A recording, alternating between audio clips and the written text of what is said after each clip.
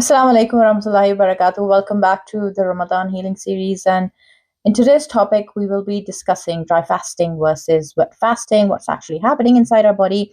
Um, Before we go into the epigenetics and how genes are affected through fasting, I want to differentiate between the wet fasting and the dry fasting. So, wet fasting, most people they are familiar with wet fasting. That any fast where you stop eating but you don't stop drinking water. So or coffee. And this is the most common form of fasting outside Ramadan.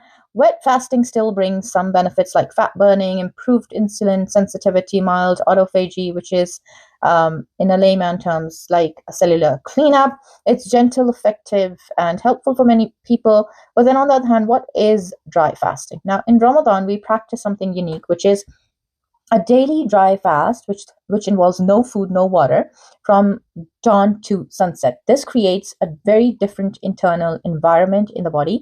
Now, when the body has no external water coming in, it becomes incredibly efficient. It goes in that mode where it has to recycle the old, damaged, unnecessary cells to extract water from within, and this is where autophagy becomes super powerful. So autophagy literally means where when the body's cleaning, deep cleaning, it goes into a cycle of self-eating, in a healing way, though not in a damaging way, where the body identifies the old cells, weak cells, damaged proteins, damaged DNAs, damaged mRNA, I'm hoping spike proteins as well, and cellular debris, and breaks them down to reuse them and rebuild itself. It's like your body saying, let me clean up everything that's slowing you down.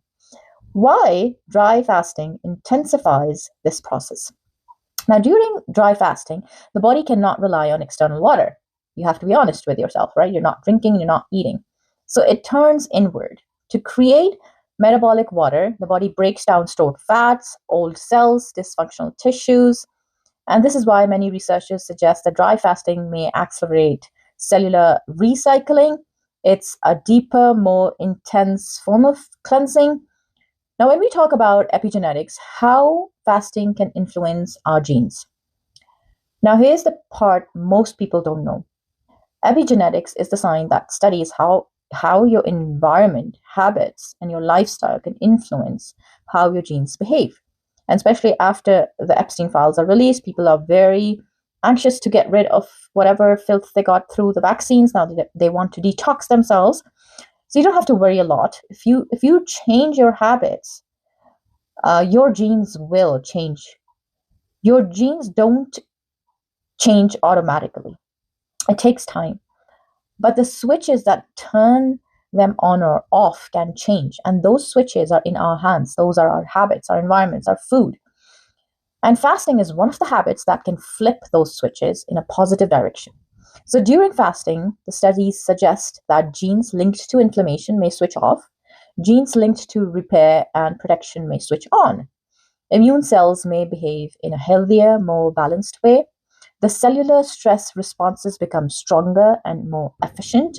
It's like fasting tells your body, let's activate the healing programs and silence the harmful ones, right?